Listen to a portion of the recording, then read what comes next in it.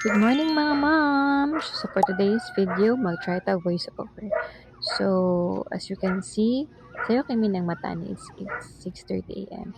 So sayo po ning mata si Habi o si Ate Fia nga nadura og tablet.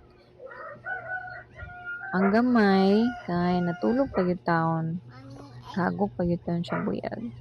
So ako sayo ko ni kaon sa cookies, pamami na breakfast ani. So nagtima-tama lang sa ko.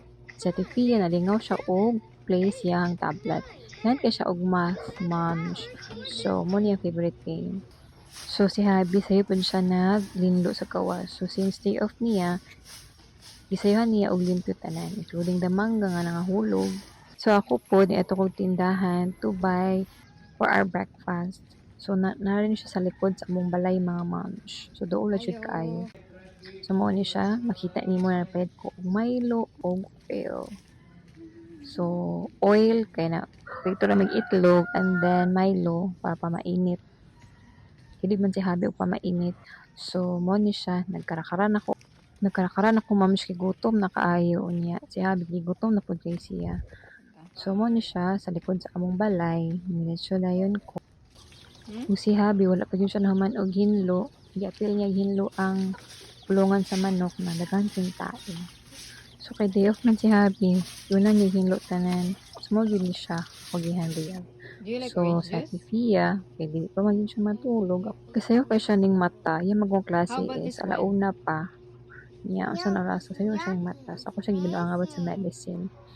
So among earring nga very buotan, tulog pa pud kaayo. Dira pud. So ako lagi niya ako og luto sa egg, which is favorite ni Habi, ani nga egg, sunny side up. Then lahi po ng egg sa mga kids, tumboiled egg. Tayo nagkaon na din si Ate Fia o si Habi. So since day off man niya, siya ang muhatod ni Fia sa school. So muna ni siya, gihatod na niya si Fia. Si Fia kay hesitant kay siya mo, kuya siyang papa kay mo na first time gihatod siya siyang papa sa school. So first day po ni Fia nga nagsuot siyang uniform. So happy kay siya sa iyahang uniform. Unya si Pringles, okay siya kawa siya na-appeal. So ako siyang gipalitan og juice para mokalma siya. Kaya every school magud siyang ate na magud siyang coil magud siya. Pero this time, feeling siya. So mo to gitiwasan ako akong lantaw series titled The Human Vapor. So Japanese ni siya nga series, no.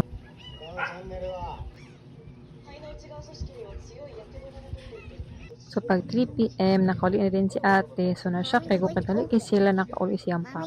Wala pa ganit ko nakahuman og hinlo tanawa ang background gupot pa jud kayo. So nalingaw na siya kaon og chocolate. So sabira na ko iyang uniform kay basin mamantsa niya sa chocolate. So gapila pa nako si Pringles may nagtunga sila sa chocolate. So si Habi kitagan kunya og duha ka mangga. So mao ni siya akong gisnack. So pagkagabi lutuan ako akong ero og noodles kay breastfeed magud si Peanut. So para madaghan ang iyahang milk. So akong gipabugnaw, gi kura-kura na ako para mabugnaw siya. So ibutang ako sa ref kay init pa kay ni para makaon niya after. So after 10 minutes akong gikuha ang yang noodles. Then gi-serve na ko kang Peanut. Gipilan po na ako ang earring, giputan ako siya og cat food. Grabe gyud siya kapilian og food. So I'm so happy kinikaon din siya sa cat food nga akong gipalit. That's all. Thank you for watching.